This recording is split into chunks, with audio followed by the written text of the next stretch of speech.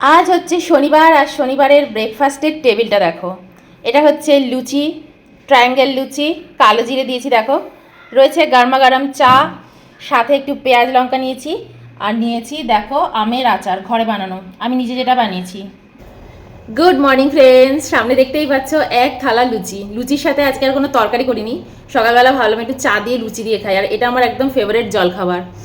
তো এই দেখো ট্রায়াঙ্গেল লুচি এরম করেছি, আর এর সাথে আচার নিয়েছি, আমার হাতে বানানো আচার। এবছরেরটা না, আগের বছরেরটা। এবছরেরটা তো ধরিয়ে নি, ওটা থাকবে এখন। দুটোই রোদে দিয়ে দিয়েছি, বাইরে একদম খুব সুন্দর রোদ উঠেছে। আজকে তো শনিবার, ভাবছিলাম হাতে আর ক্যামেরা নেব না, তার ভাবলাম ঠিক আছে, সকাল সকাল স্নান টান হয়ে গেছে, পুজো হয়ে গেছে, একটুখানি লুচি খাচ্ছি, আচার খাচ্ছি, এটা তোমাদেরকে দেখাবো না? আমার তো দেখানোটাই হচ্ছে কাজ, তাই না? তো চলো আগে একটা লুচি খাই, সামনের ঘরে চলে যাবো, একটু টিভি দেখবো, তোমাদেরকে একটু গুড মর্নিং জানালাম, আর তার সাথে সাথে আচারটাও খেয়ে বলবো কেমন লাগে খেতে। এনামান এখানে রাখি থালাটা, সাথে রয়েছে গরমা গরম চায় চায়। একটু লুচিটাও থাকুক এদিকে ক্যামেরার দিকে, তুমি এখান দিয়ে নাও না।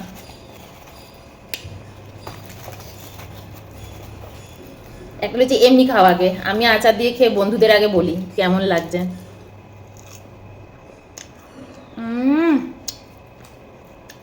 আচার দিয়ে লুচি কারা কারা খেয়েছো? এটা একদম আমার ফেভারিট। ব্যাঙ্গালোরে আমরা আগে যে বাড়িতে ছিলাম, আগের বাড়িতে, তখন ইনফোসিসে চাকরি করতো না, তার আগে অন্য একটা কোম্পানিতে চাকরি করেছে। সেইখানে ওরা ছিল তোমার, আমরা ছিলাম কোরমঙ্গলা ফার্স্ট ব্লক, ওই দিকে ছিলাম তখন। ওখানে আমার যে বাড়িতে ভাড়া ছিলাম, ওই বাড়িতে আমার বান্ধবী শিখিয়েছিল, সে কত বছর আগের, আর ওর সাথে এখন দেখা হয় না, কিছুই না। সেরকম আচার দিয়ে অল্প নিবি, এটা তোর আম, এই জন্য দুটো আম নিয়ে নিয়েছি। ও আমাকে শিখেছিল, আমার থেকে 1-2 বছরের ছোট ছিল। আর মৌমিদি আচার দিয়ে লুচি দিয়ে খেয়েও, আমার ঘরে যখনই লুচি হতো না, ওকে ডাকতাম, খাবি? ওর নাম ছিল মোনালিসা, খাবি মোনা? তাও মৌমিদি, তারপরে দিতাম। আর আচার বলছে আমি ঘর থেকে আচার নিয়ে আসি। আর ও না বিয়ে করেছিল বিহারি, ও কিন্তু ব্রাহ্মণ বাড়ির মেয়ে, বাঙালি। ওদের বাড়িটা ছিল বর্ধমান না, তারপর ওরা বাড়ি করেছিল হচ্ছে শ্রীরামপুরে। ওরা ওদের বাবার বাড়ি হচ্ছে বর্ধমান, কিন্তু ওরা শ্রীরামপুরেও বাড়ি করেছে, মানে আমাদের যে কন্যাগর বলি ওইদিকে। ওখানে তো আর কোনোদিনও দেখা হয়নি, আমাদের ব্যাঙ্গালোরে দেখা হয়েছে। তারপর তো বিয়ে করে নিয়েছে, তা ওর বাপের বাড়ি থেকে ওকে একদমই মেনে নেয়নি, ও বাপের বাড়িতে যেতে পারে না, যেহেতু ওর বাবা একদম গোড়া ব্রাহ্মণ।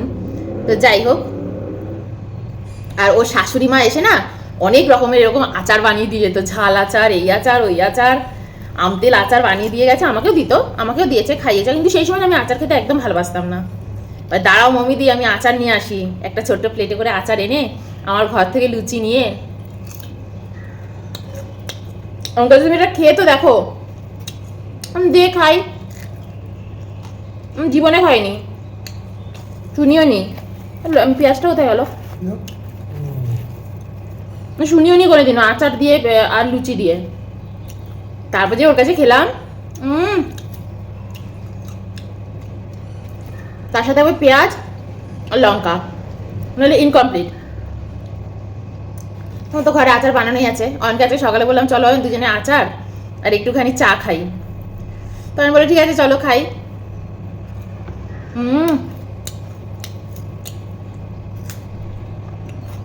পেঁয়াজ লঙ্কা কেমন লাগে তোমার আচার দিয়ে? খুব ভালো হচ্ছে।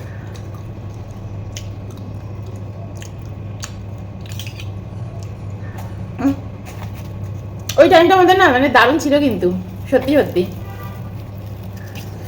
যবে থেকে আমি বাইরে এসে থেকেছি, এত রকম লোকের সাথে মিশেছি, এত রকম লোককে দেখেছি। এর জন্য কিন্তু বলে যারা বাইরে থাকে তাদের অনেক অভিজ্ঞতা বাড়ে জীবনে। আমারও তাই। হয়তো যদি আমি আমার জায়গায় পড়ে থাকতাম, চারপাশের লোকেদের সাথে ওই একই লোক একই জন, সেই মায়ের কাছে যাওয়া, শাশুড়ির সাথে গল্প করা, এইগুলোই হতো। শ্বশুর বাড়ি, বাপের বাড়ি, বন্ধু বান্ধবদের সাথে একটা কমফর্টেবল জায়গা, যারা বাইরে থাকে তারা কখনো পায় না।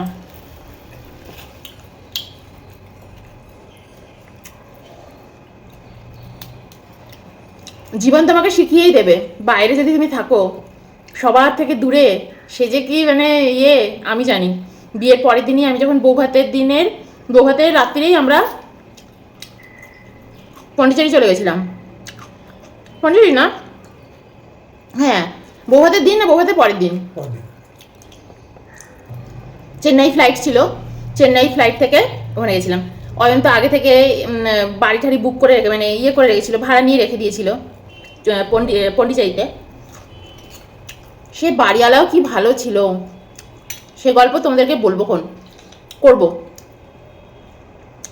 এত ভালোবাসা পেয়েছিলাম না ওদের থেকে, কিন্তু যখন গেছি তখন তো জানতাম না যে ভালোবাসা পাবো। একদম তামিল ব্রাহ্মণ ওরা। আর আমাদের যে বাড়িওয়ালা ছিলেন উনি হচ্ছেন BSNL এ চাকরি করতেন, ঠিক আছে, ওখানকার বড় ইঞ্জিনিয়ার ছিলেন BSNL এর। তো ওনাদের বাড়িতে সেই সময় আমরা দেখেছিলাম BSNL এর বসানো। তার আগে আমরা অত দেখিনি, তখন তো সবাই মোডেম ফোডেম সব নতুন এসছে। তো যাই হোক, আঙ্কেল এত ভালোবেসেছে কোনোদিনও অয়নকে যেন ওদের ঘরে ঢুকতে দেয়নি, কোনোদিনও না। তার আগে তো অয়ন 1 মাস থেকেছে, কোনোদিনও অয়নকে বলেনি ভিতরে আসো। যখন আমি গেলাম না, ফার্স্ট আমাকে দেখেছে, এত খুশি হয়েছিল ওরা, আমাকে দেখে এত খুশি হয়েছিল, জানি না কি দেখেছিল। সে যে কি ভালোবেসেছে তোমাদের কি বলবো। তার 2টো মেয়ে ছিল, বড় মেয়ে তো ডক্টরি পড়তো, এতদিনে নিশার বিয়েও হয়ে গেছে। নিশা কেন, সুজিরও বিয়ে হয়ে গেছে, ছোট জনেরও বিয়ে হয়েছে, 2 মেয়ে। আর বড় মেয়ে ডক্টরি পড়ছে, আর ছোট মেয়ে তখন ক্লাস 6 না 7 পড়ছে। আর ছেলেও রয়েছে, একটা ছেলে কি করতো না, ও ইঞ্জিনিয়ারিংই পড়তো, সুরেশ না রাজেশ ছিল ওর নাম। হ্যাঁ তখন ফার্স্ট ইয়ার পড়তো। সুরেশ বলছে তুমি আমার একটা মেয়ে, আমাকে বলছে। ওরা সারাক্ষণ আমার সাথে আমাকে ভালোবাসছে। আমাদের যে বাড়িওয়ালার বউ, সে তো আমাকে নিয়ে বিয়ে বাড়ি যাবে, এখানে যাবে, তুমি জানো আমাকে শাড়ি গয়না সব বের করে দিচ্ছে, বলছে তুমি এগুলো পরে আমাদের সাথে আমাদের রিলেটিভের বিয়ে বাড়িতে অ্যাটেন্ড করবে। তোমার বর তো সারাক্ষণ অফিসেই থাকে, অয়ন তো সেই সময় পুরো তোমার হচ্ছে ওই সকাল থেকে দুপুরের শিফটের ডিউটি ছিল, সকাল থেকে দুপুর অবধি, আবার পরের সপ্তাহে দুপুর থেকে রাত্রি 10টা অবধি তুমি আমাদের সাথে থাকবে। আরও ভাড়া রয়েছে, অন্যান্য ঘরে আরও ভাড়াটিয়ে, কিন্তু আমাকে খুব ভালোবাসছে, ভীষণ ভালোবাসছে। বলে না কোথাও না কোথাও আত্মার সম্পর্ক। তারপর প্রথম অয়নকে ওরা ঘরে ঢুকতে দিয়েছে, তাও সেরকম ঘরে ঢুকতেই দেয়নি, কোনোদিনও ঢোকার দরকারও পড়েনি তোমার না। আমি তো সারাদিন ওদের ঘরে থাকতাম। একবার অয়ন যখন ব্যাঙ্গালোরে চলে এলো লাস্টের দিকে, অয়ন তো ব্যাঙ্গালোরে চাকরি পেয়ে গেল, তখন 1 মাস অয়নকে ব্যাঙ্গালোরে থাকতে হয়েছিল। আর আমি অয়নকে বলেছিলাম তুমি চলে যাও, আমি একা থেকে যাব। সেই সময় আঙ্কেল আর ওই আকা দুজনে মিলে আমাকে যে কি টেক কেয়ার করেছিল কি বলবো, এত টেক কেয়ার করেছিল। আমি জানো আমাদের যে ঘরটা ছিল সেটা ছিল হচ্ছে 1400 স্কোয়ার ফিট। আমি 1400 স্কোয়ার ফিট মানে শুধু ঘর, এটা এমন না ফ্ল্যাট বাড়ি, আমাদের পুরো ঘরটাই ছিল 1400 স্কোয়ার ফিটের। আর আমি আর অয়ন যেন লিভিং রুমে ব্যাডমিন্টন খেলতাম, এত বড় আমাদের ঘর ছিল। তো যখন ব্যাঙ্গালোরে চলে এলো আমি তো পুরো একা, আমাকে বলতো তুমি আর উপরে থাকবে না, নিচে চলে আসবে, আমাদের সাথে থাকবে। তো আমি সারাদিন আমার ঘরে থাকতাম, আমার মতন থাকতাম, আর রাত্রিবেলা ওদের কাছে চলে যেতাম, সারারাত্রি ওদের কাছেই শুতাম। আর আমার অন্য সময়টা আমার একা থাকতে ভালো লাগতো, সবসময় নিজের ঘর ছেড়ে যেতে ইচ্ছে করে বলো।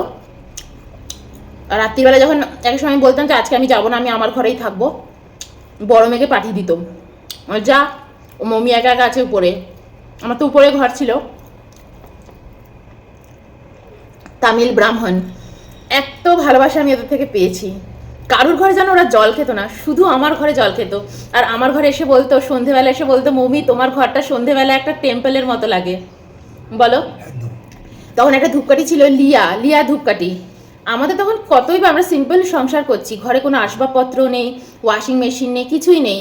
ইভেন এই আরও ফিল্টারও কিছু ছিল না। আমরা একটা ফিল্টার কিনে নিয়েছিলাম, পিউরিফায়ার যে ফিল্টার ঘরে যেটা থাকে, ওরকম সাইড একটা ছিল, বিশাল বড় ঘর। আর ওদের একটা ছোট্ট ঘর ছিল স্টোর রুমের মতন, সেইটাকে আমি ঠাকুর ঘর বানিয়ে দিয়েছিলাম। আর আমাদের ঘরে সন্ধেবেলা এসে বলতো, আঁকা তো সারাদিন পারলে আমাদের ঘরে পড়ে থাকে, ওনার ওয়াইফ বলছে কাজ কাজ সেরে আসতে পারি না জানো মম্মি, তোমার ঘরে আসলে মনে হয় কি টেম্পলে এসেছি কোনো। আর এটা শুনে যে আমার কি ভালো লাগতো।